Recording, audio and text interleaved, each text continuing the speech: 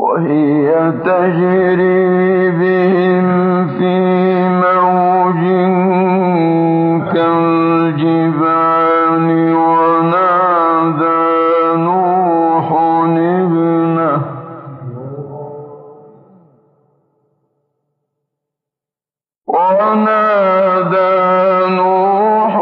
ابنه وكان في معزل يا بني اركب معنا ولا تكن مع الكافرين.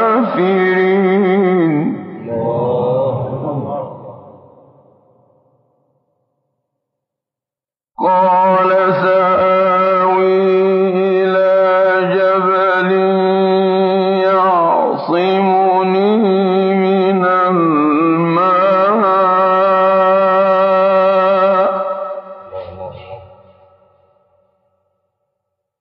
قال لا عاصم اليوم من أمر الله إلا من رحم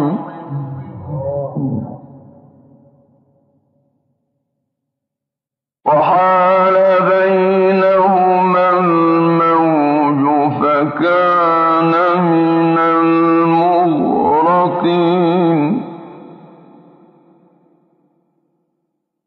وقيل يا أرض ابلعي ماءك ويا سماء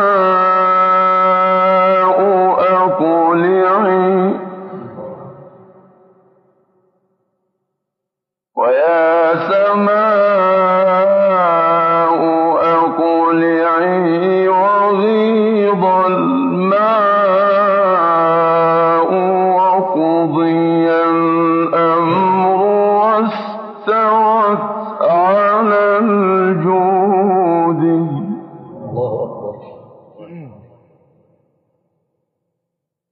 وقيل بعدا للقوم الظالمين.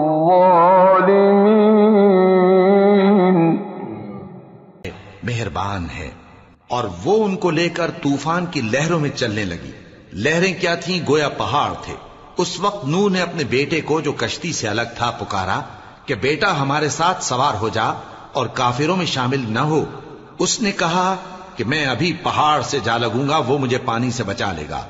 फरमाया कि आज अल्लाह के अजाब से कोई बचाने वाला नहीं और न कोई बच सकता है मगर वही जिस पर अल्लाह रहम करे। इतने में दोनों के दरमियान लहर हायल हो गई और वो डूब कर रह गया। और हुक्म दिया गया कि ऐ जमीन अपना पानी निगल जा और ऐ आसमान थम जा। और पानी खुश्क हो गया और काम तमाम कर दिया गया। और कश्ती कोहे जूदी पर जा ठहरी और कह दिया गया कि बेइंसाफ लोगों पर लानत।